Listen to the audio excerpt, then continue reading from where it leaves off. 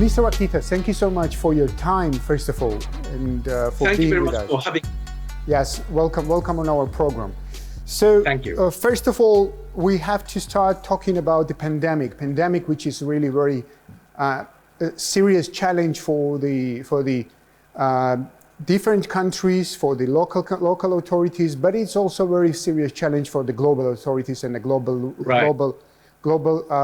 rule of communication and stuff like that. What is, in your perspective, the main effect of the pandemic for the international relations? I think that this pandemic do not necessarily change the international politics, but it is accelerating or intensifying the existing problem.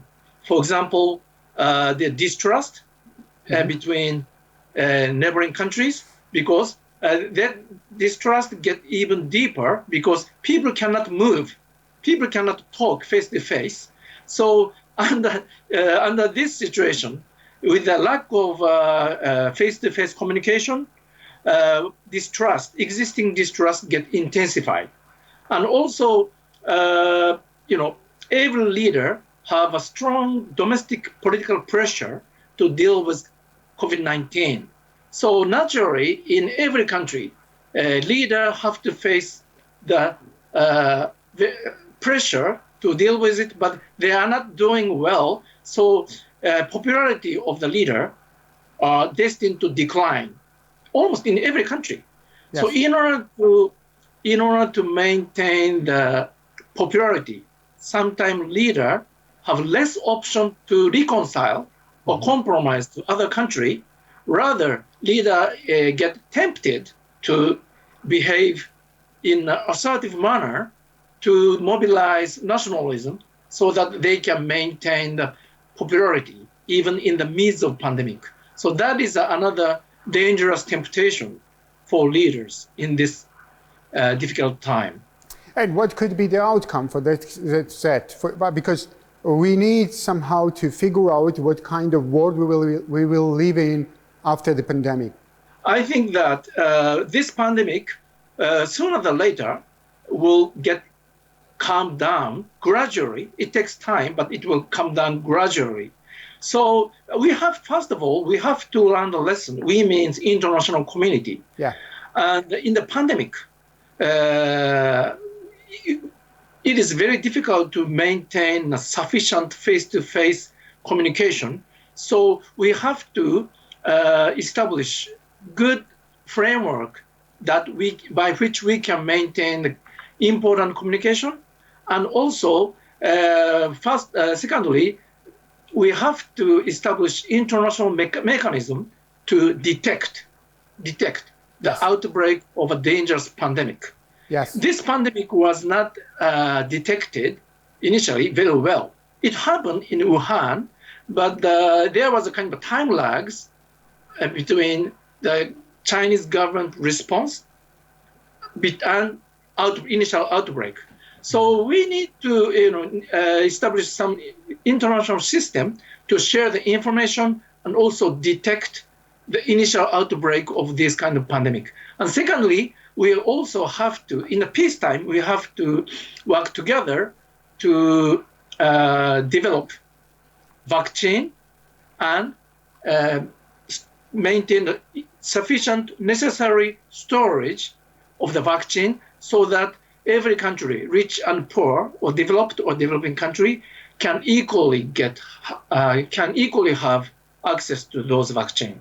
Yeah, definitely. So one of the main field of this effect of the pandemic, I mean, regarding the mistrust of the countries and of the different parts of the world, was the Chinese-Western relations. Chinese-Western relations, and especially the U.S. relations, deteriorated after the pandemic quite more than it was before the pandemic. So, what is the dimension of these relations today? When yes, of course, pandemic is not ended, but anyway, we are talking about the post-pandemic world somehow. Yeah. Okay, it's a very great question. As we observe from Tokyo, I think that U.S.-China competition nature of its competition has drastically changed before and after the pandemic. Yes. Before the pandemic, after all, US-China competition was about the competition over the high technology and also competition over the geopolitics, especially geopolitics over the maritime domain, such as South China Sea, East China Sea, or Indo-Pacific in general. So it is a kind of a competition. But the pandemic changed the nature, and now China, US and China are entering more hostile confrontation over its ideology or political system. US think that Communist Party regime cannot, they cannot trust Communist Party regime because Communist Party regime failed to deal with this, failed to prevent this infection to spread outside China by failing to respond very quickly. Yes. And maybe I think that in the US, there is a growing narrative, whether it is true or not, but the growing narrative in the US that if Chinese Communist Party regime allowed freedom of speech or freedom of media, maybe there weren't any initial cover-up in Wuhan. Mm-hmm. So, all the information must have been shared in a transparent manner so that Communist Party leadership could have responded much faster. But since they didn't allow, they don't allow freedom of speech or freedom of media, so then that caused the time lag and at the initial stage. So then that caused catastrophic situation, not only in China, but in other countries. In the US, it is very unfortunate, but more than 500,000 people have lost their lives. Yes. So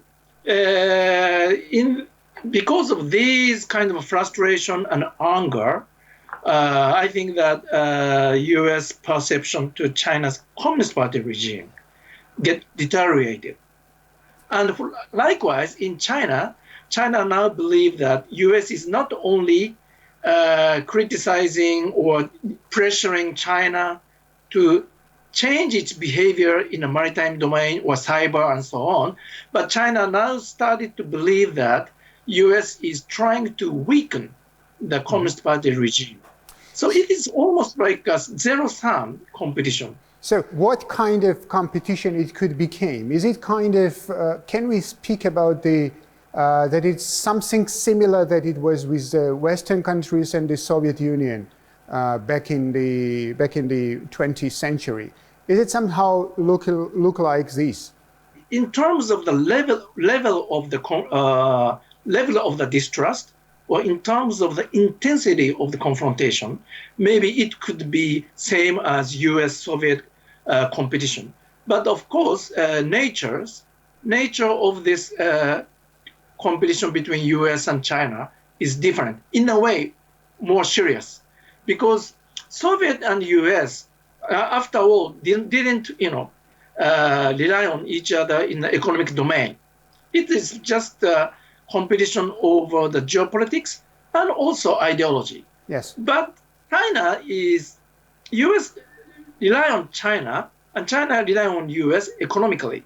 This must have been a kind of like this must contribute to a better relation, but this kind of mutual dependency sometimes even intensify the distrust or kind of a sense of uneasiness and so on. So China, this kind of economic dependency, if you rely on some kind of potential adversary, you feel more unsecure. Yeah. If you don't have to rely on, maybe you are not unsecure as much. So I think that the US-China competition is a new type of Cold War, but it is a different, and it has an economic competition element that is more serious than US-Soviet Cold War. And on the other hand, regarding the ideological competition between the West and Chinese, there is some kind of differences which differs from the Soviet-Western competition of ideology. For this regards, for instance, the Soviet Union was exporting the ideology, and it was exporting the communism. On the other hand, the Western liberal democracy was writhing and it was strengthening. Today, we are thinking that China is not exporting actually ideology, it exports something different. And on the other hand, the liberal democracy is in crisis today. What could be this competition on this level? I see.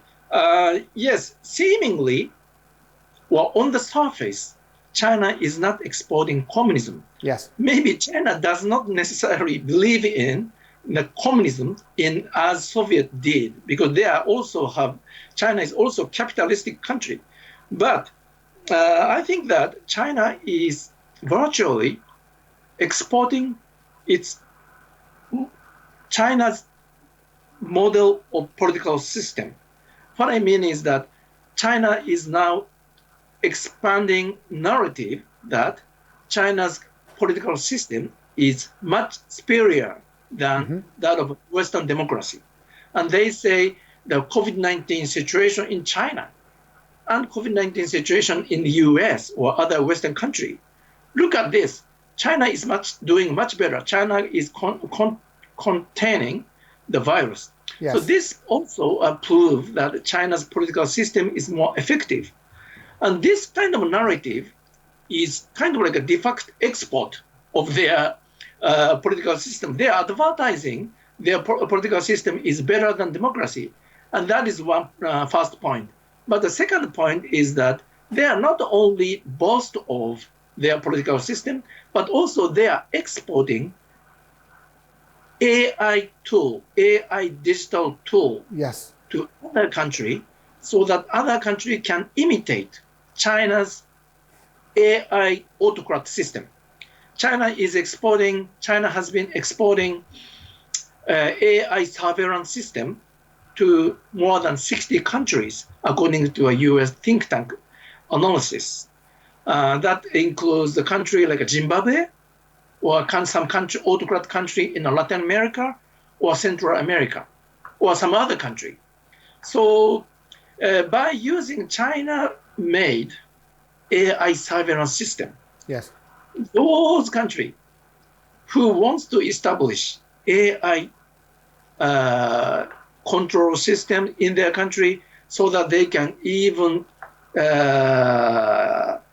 establish very, very tight, solid autocrat system, and they can rely on China's system. So that is, they are not doing propaganda as Soviet Union did during Cold War to diffuse communism ideology, but they are diffusing AI digital autocrat tools to other countries. Yeah. So, yeah, that is my observation. So, what could be the democracy's response to this so-called interference in different countries all over the world? What could be democracy's response to that? First of all, not only in the US, but also in Japan, we have to fix our democratic system. Actually, democratic system is very, very fragile because we have election, once in every several years. And also, democratic system is very, very inefficient because we cannot ignore the, minority opinions. So, first of all, we have to be aware that democratic system is very, very fragile and vulnerable. So in order to improve this system, first of all, we have to tackle with the income gap. That is one of the major sources of instability. We can see in the US. In the US, according to some statistics, 1% of wealthy American holds about 50% of stocks. So there is a huge gap between rich and poor. Of course, those who are left behind will get angry. And also, internal tension between rich and poor or among races, white and non-white people, get intensified due to this kind of high tense atmosphere in the society. This is what's happening in the US, but also income gap in Japan and is also widening, and COVID-19 is accelerating it. So most important, first priority for us is to review the economic system and income distribution system so that we can ease the pain coming from the rich and poor income gap. Yes. That is, I think, urgent task. Yes. And can you tell me about the reason for this fragility of democracy? What was the reason for these decades? What was done wrong?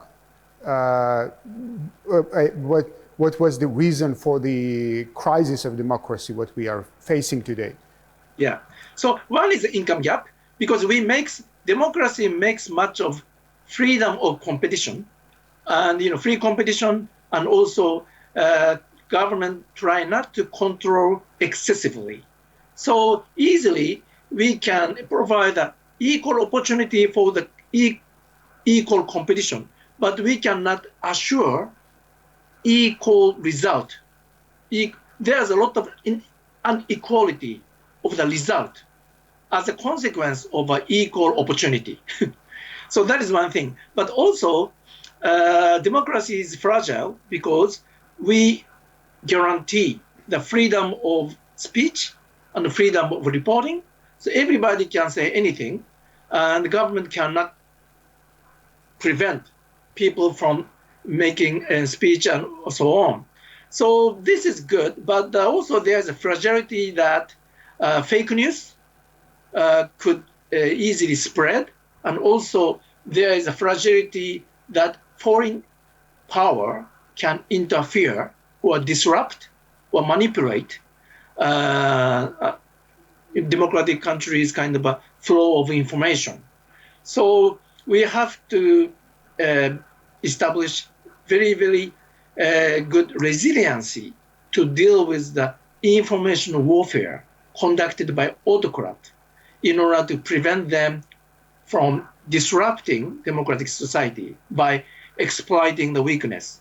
So that is also, and election as well, as we can see the US presidential election in 2016. Democracy is fragile because election campaign could easily be manipulated by cyber warfare by foreign country, so that people would not trust the election system. That is a very, very also serious weakness of the democracy. So we have to deal with that. Definitely. So in that regard, what is your vision of this competition? I mean, result of the competition, if we take into account that on one hand, China is on the rise, and on the other, the Western democracy somehow suffers by its fragility. Yeah, first of all, let's focus on US-China strategic competition, because this is very consequential. And this has deep implication to Japan and also Georgia, other country. Now, US-China start to engage ideological competition. I don't think there is an easy exit, because if I put it to a person-to-person relationship, before pandemic, US-China competition was over each other's behavior. So if China or if US changed its behavior, they could reconcile. But now, both countries says that we cannot trust. I cannot trust you. I cannot trust your nature, or I cannot trust your DNA. So it's going to be a long-term competition. Long-term. I mean, not 5 years, but 10 years or 20 years. It's long-term. And also, best scenario is that US-China goes through the competition, but do not deny the coexistence. So coexistence and ideological competition goes on. This is a scenario first. But the second scenario is that maybe as their strategic ideological competition intensify, they each other try to weaken each other, like the U.S. did to Soviet Union. So U.S. maybe try to weaken the China's political system, and also China tried to weaken U.S. system. So this is kind of a denial of a peaceful coexistence, and then they compete over the ideology of political system. This could be a tense scenario and worse scenario. I don't know which scenario is more likely, but what I know is that this competition will go on a long time. So we, Japan and other democratic countries have to assume that we have to endure long-term competition between democratic system and autocrat system. So, Mr. Akita, finally, what could be outcome for the countries like we do? I mean, these small countries who are in between. It is very unfortunate, but I have to predict that as this US and China compete for a long time, the world will be divided into at least two spheres of influence. For example, in Asia, Asia will divide it into at least two groups. One is a kind of a coalition of democracies, like Japan or Australia or India, and also other ASEAN countries which accommodate democratic values. This is the first group. Yes. Let's call it Blue Asia. Blue Asia. Yes. The other side is red or pink Asia. Willingly or unwillingly, some country will accommodate China's sphere of influence, like China's neighboring country, like Cambodia or Laos or Pakistan. Pakistan, I'm not so sure about Pakistan, but some of the ASEAN countries which heavily rely on China, economically and politically, will be maybe unwillingly will be forced to, accommodate China. So painted by Chinese color. Maybe North Korea as well. Mm-hmm. So world and also China, not only by money, but China have a very, very good digital platform like Alibaba, Tencent, Baidu. So they are expanding their digital infrastructure very rapidly. And also, as I said, they are expanding their AI digital surveillance system and exporting it. So China not only using money, but China also using digital platform to formulate their own sphere of influence. So in that regard, I'm not so sure that which about the prospect of a Central Asia or Caucasus region, but the Caucasus region will be more and more, and Central Asia, as I understand, more and more rely on China economically. But also Central Asia and Caucasus region, former Soviet Union, and politically and militarily, Russia still have maintained strong influence. But also Georgia and other democratic countries in Central Asia and Caucasus region have more like a closer distance in terms of a political system to West, US or European country. So Russia, China, and also Western countries compete each other, especially in Central Asia and Caucasus region. So that is a very, very complex strategic kind of like picture. Maybe it's more complex because in Asia has never been a sphere of influence of a former Soviet Union, but the Central Asia and Caucasus region were. So I don't know how it will play out. It's more complex. Yes, it is. I thought it was last question of mine, but I would like to ask you about very, let's say, so very naive question, maybe from the perspective of geopolitics and stuff like that. Are we facing for the future the bipolar world, or it might be something like multipolar world with participating Russia or any other powers, the big powers which are on the rise, for Turkey or Iran or stuff like that? I don't know. For what is final picture? Is it more bipolar and two groups, the one with China, one with West, or maybe there are another actors as well? I see. It's a very great question. So let's say there are four scenarios. And these four scenarios compete each other. Scenario one, after this pandemic, China will emerge as new hegemonic power by containing infection very well and recover economically faster. So at least Asia will become more and more China-centric region. That is the scenario one. Scenario second, U.S. will maintain its leadership in the world because U.S. is now spreading vaccine very rapidly and they are recovering economically. So U.S. will remain as a leader. And third scenario is that, as I said, U.S. and China compete each other and the world will be divided to China's sphere of influence and U.S. sphere of influence. So bipolar world. But fourth scenario is a G0 world. Neither U.S. nor China can have absolute leadership. So world will be divided, will move to a more multipolar world. And in that context, U.S., China, and European countries, maybe Russia and Turkey and India, and hopefully Japan, those countries will coexist and compete each other. Mm-hmm. And my prediction is this. It is very unlikely that a first scenario will realize because China caused this pandemic.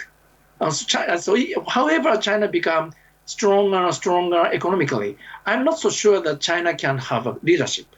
But the second scenario is also unlikely because share of GDP of US is declining, and we also US have a serious problem internally, division of the people, deep division in the US society and so on.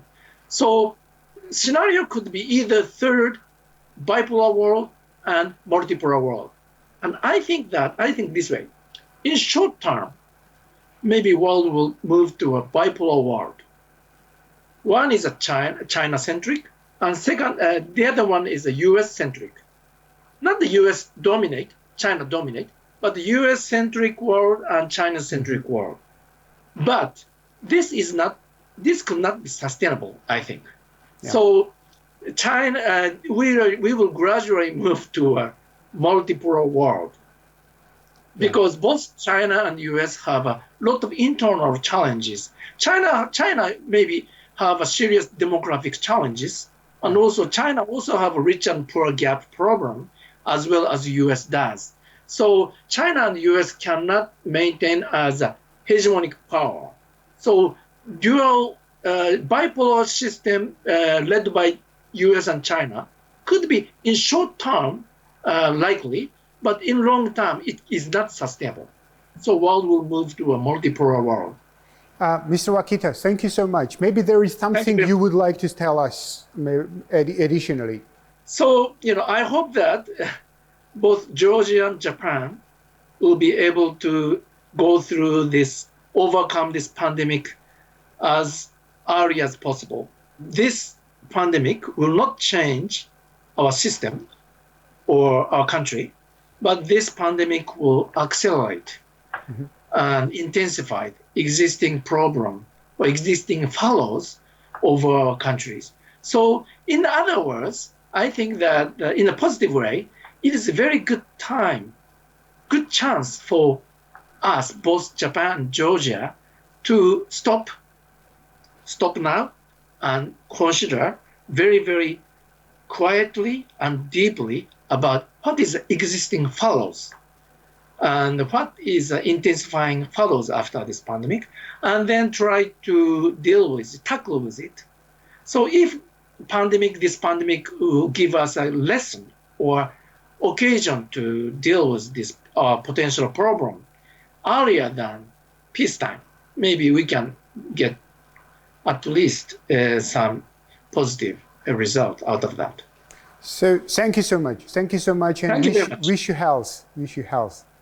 Yeah, I wish also health to you. Thank you. Thank you so much. Good luck.